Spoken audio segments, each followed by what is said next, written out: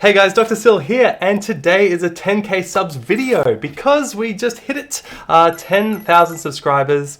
I'm truly grateful and humbled and just excited that this community is growing, that there are people interested in mental health and education and all that sort of good stuff. And so today I'm just going to take the opportunity to answer some of the questions that you guys have asked.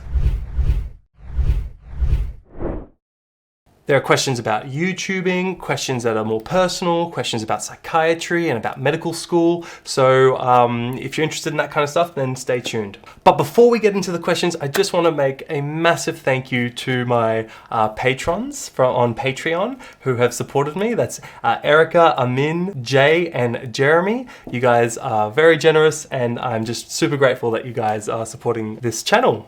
Okay, our first question is from Akshi_2518, and they ask, what did you do to keep going when you mentioned the channel growth had been super slow? So Akshi, I think when you get into YouTube, you have to have a long-term view, and you can't let yourself get affected by the fluctuations in daily numbers. Although I do check my subscriber count probably too often, multiple times a day. You shouldn't, and I wouldn't let numbers like that change what I do. When I started YouTube, did it with the view of doing it for the rest of my life. It's just something to do in my free time to help share and educate information that's valuable. So I kind of don't worry about what the channel's doing growth-wise. I just keep doing what I'm doing. I think what numbers can help you decide on is what's valuable to people and what strategies are working better than others. And you can incorporate those to improve your videos, but even if you have slow growth, but the Ali Abdaal method is just produce 1 to 2 videos a week for 2 years and your channel will grow substantially. And that's kind of the way that I'm going about YouTube. I just, on the weekends, block out a bunch of time where I write and film and just try and have fun with it. And I'm also doing it for my learning as well, so that I'm looking up things I otherwise wouldn't have looked into. So it helps me stay educated too. The next question is a personal question that someone has messaged me on Instagram. Look, if you personally message me, I won't mention your name because I assume you want to stay anonymous. Where do you see yourself in 10 years? Where do I see myself? Look, I have an ideal, like what I would like to happen, but I'm certainly not going to be fixated on it and let plans cost me opportunities, if that makes sense. So it's good to have a plan, but missing out on opportunities because of said plan, then you have to think careful. You have to be just super sure that that's the right plan, which I think it's really hard to know for sure what the right plan is at any given time. Sorry if that was really vague. I'll think more about that later. Anyway, my plan, what I could see as a good future is having a big house with a big garden and veggie patches and stuff, and kind of spend 3 days a week working clinically in a hospital or healthcare setting, then maybe 1 day a week or 2 days a week on YouTube or online courses or whatever, like online enterprise, I guess you could call it. And then the other days a week kind of gardening and hiking and connecting with friends and yada yada yada. I mean, that's the dream, but at the moment I'm happy just working my bum off as a doctor and YouTubing when I have a couple of free hours on the weekend. So the next set of questions are about psychiatry. I got some questions from Jack Aid, Audrey Kane, and Namal Ravindran. These are questions about whether I want to be a psychiatrist or what I want to do. Yes, I am interested in becoming a psychiatrist. I am currently doing my internship, and next year I'll do my residency, which will give me time to rotate around all different specialties. So right now I have just finished my surgical specialty. I've done a mental health rehabilitation term, and now I'm completing my medical term, which is in aged care, which by the way, during the time of COVID is very busy and very interesting. So I'm going to keep rotating in all these different specialties, and that'll help me make a better decision on what I want to do. But at this point in time, I think psychiatry is the way to go.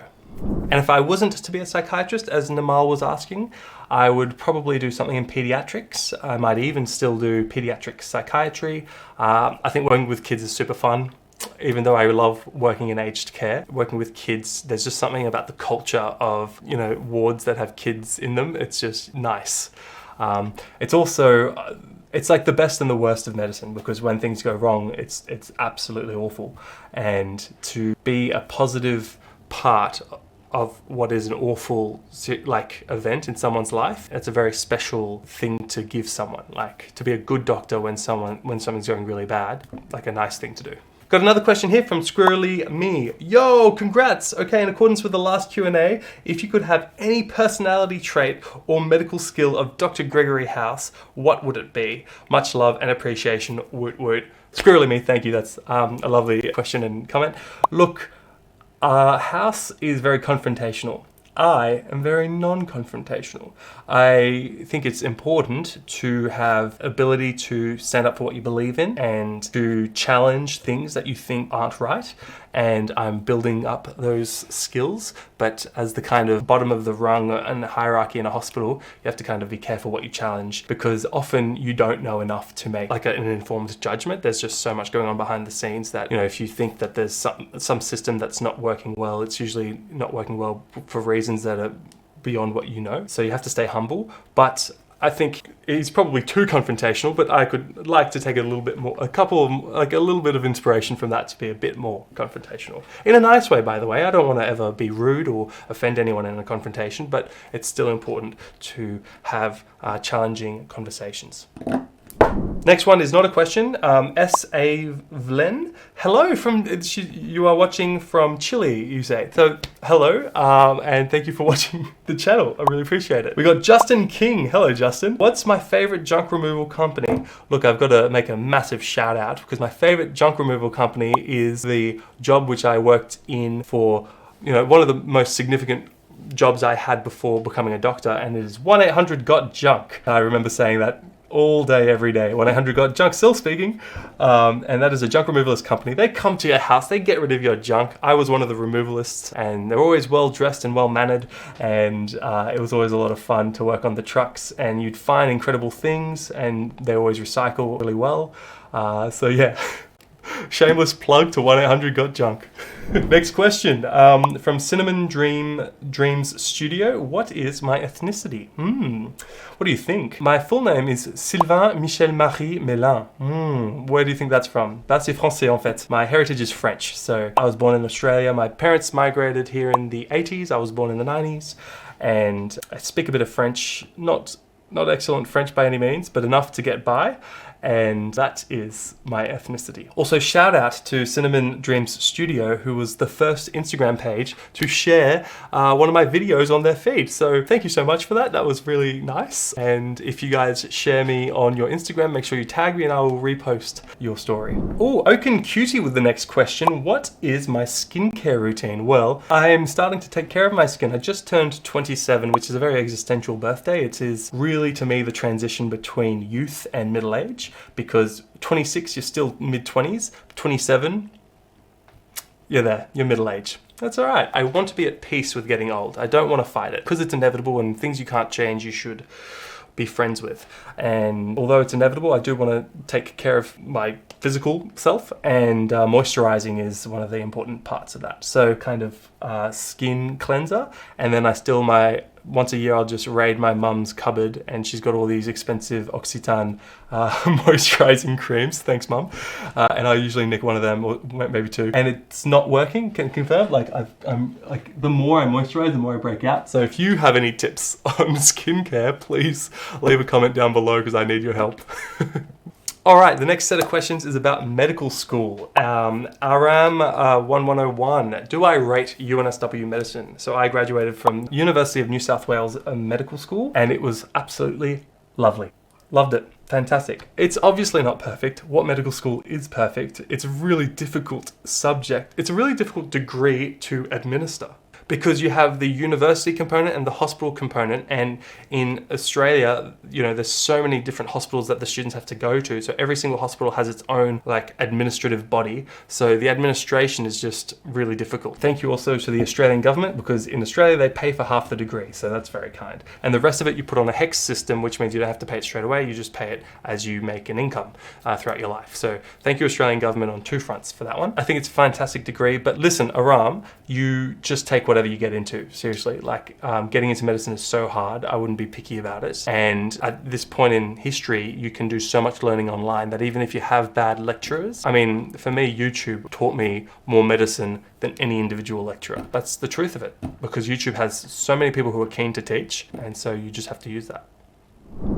Okay, final question from Haberty. So did you start medical school knowing that you wanted to specialize in psychiatry, or was that something you were drawn to during your studies? That's similar to the question from Source. So thank you, Haberty and Source, for the questions. No, I've only kind of made the decision about mental health quite recently in my life. I am interested in everything.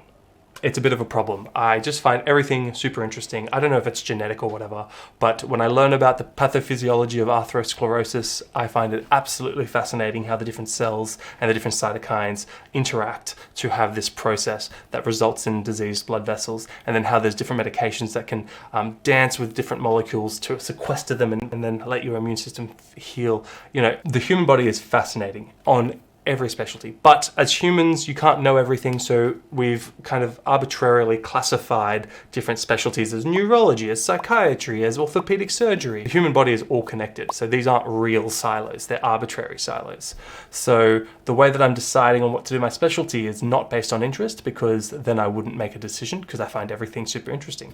I'm making my decision on my specialty based on what is a big problem in the world, what needs more people to help solve that problem, so where can I have a disproportionately positive impact, and what has realistic expectations of their workers, because you've probably heard some of the horror stories, people with certain surgical careers and how much they have to give up in order to be that kind of a surgeon. Yeah, I've seen a lot of people kind of just give up so much to be a surgeon, and that's actually one of the reasons I really admire surgeons, because they have decided to give up so much of their life to have such an important skill to save lives, and I just really admire that. But I'm not sure I'm willing to pay the price that they are. I'm not sure I'm willing to pay that kind of a price. So I'm going to probably go for mental health and psychiatry training, which in the next 50 years will be so interesting, because we're still learning so much about the brain. We don't know why so many of those illnesses happen, so it's an exciting field to kind of get involved with now.